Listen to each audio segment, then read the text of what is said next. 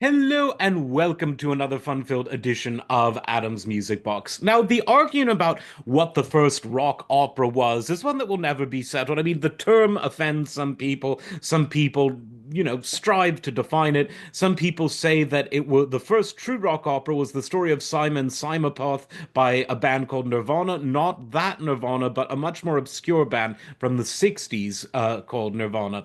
But for most of the world, the concept of the rock opera got introduced to them at the end of the 60s through the album Tommy. And interestingly, what makes Tommy successful is what makes most operas successful. Wagner aside, because he's totally different in his approach, and you should watch my video yesterday on him.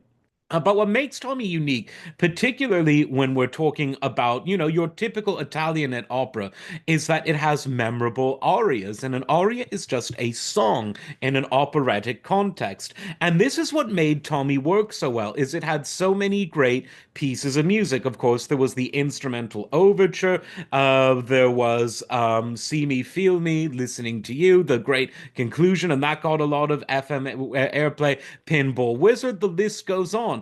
And so while people can argue about the merits or dismerits or the definitions of a rock opera, what was so interesting about Tommy is that it succeeded for the reasons that regular operas did. And it's just a really good album. The concept itself is out there because Pete Townsend, as the arty guy in the group, had a lot of those concepts. It was nevertheless interesting. It deals with classical themes of the human sensorial relationship with our environment, alienation from families, dysfunctional families, post war environments, and the game of pinball. And who the hell doesn't love pinball? I don't know if you're like me, but whenever I see a pinball machine out, you used to see them in bars and even some restaurants. You don't see them anywhere anymore because no one knows how to have fun anymore.